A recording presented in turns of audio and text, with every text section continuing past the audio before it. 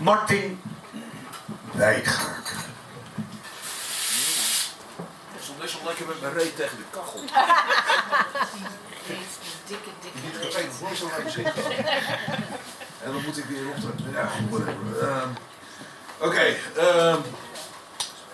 Het thema, daar komen we zo aan toe. Even een gedicht dat relatief nieuw is. Heb ik nog maar 1 keer voorgelezen. Het heet De Duivel.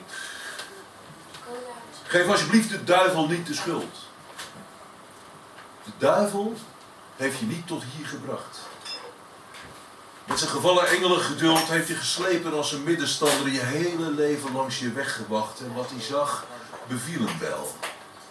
Hij stak zijn duim omhoog. Jij hebt hem opgepikt en naar zijn reisbestemming meegenomen.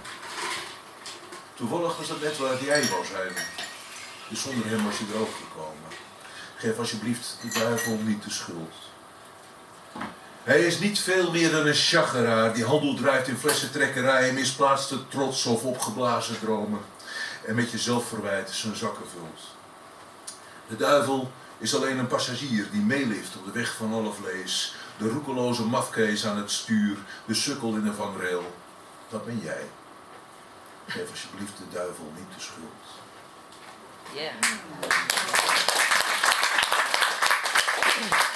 Oké, we hadden het net al even over de iets te... Ja, nu komen we aan het thema toe, is dat niet mooi?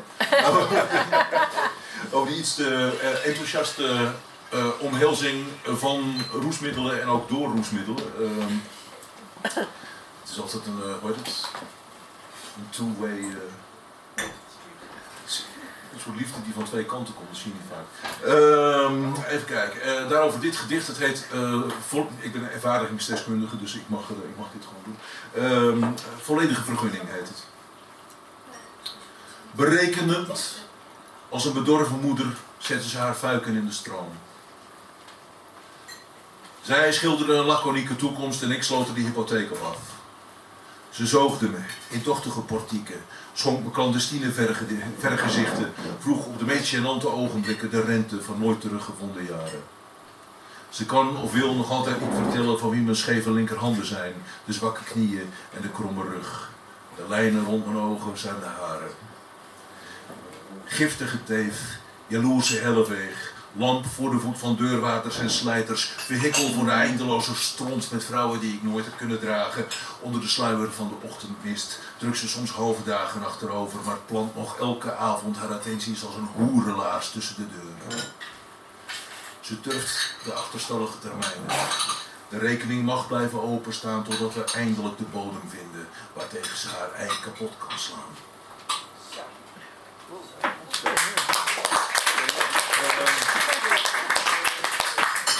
De woorden 'we moeten praten' zijn in... Dat zijn woorden die je niet graag hoort in een relatie. En het zijn eigenlijk dingen die je nou eenmaal liever onder het tapijt veegt. Ja, ik haak even aan als je niet erg vindt. Er zijn nou eenmaal dingen die je liever onder het tapijt veegt. En daarover dit gedicht, het heet Buurtvrij. En het heeft als ondertitel Hou ze gezond, hou ze steels.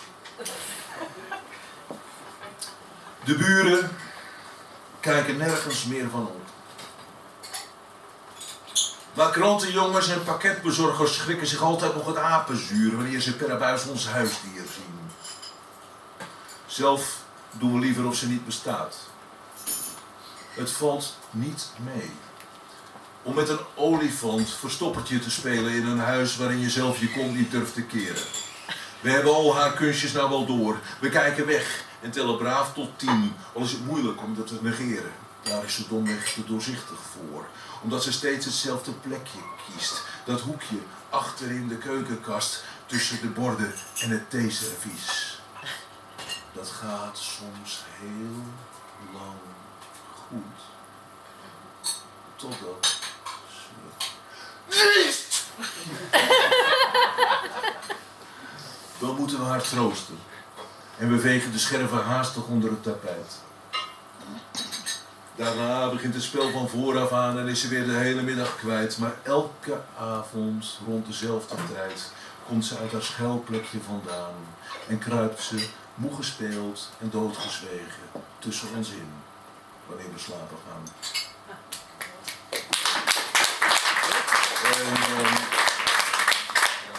slot, ik doe een vierde gedicht, dat mag niet, maar ik doe het lekker toch. Want Zolang je binnen de 5 ik ga minuten deze blijft. microfoon omhelzen. Ah, kijk, daar gaat Gaat het eigenlijk?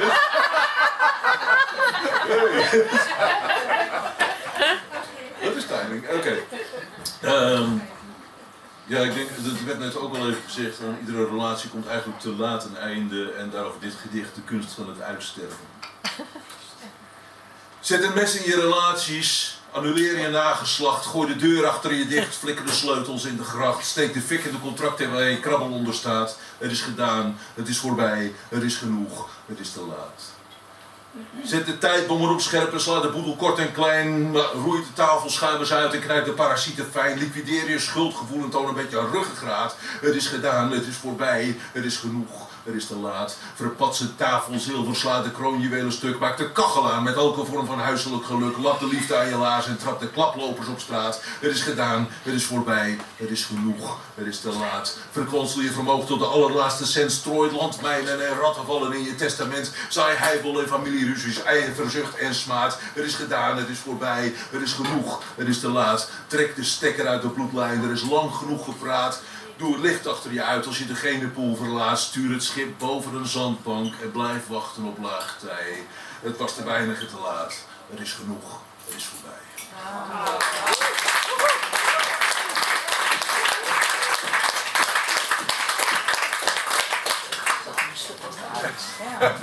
En de volgende keer maar 2 fietsen van Martin Bijker. Dat weet ik.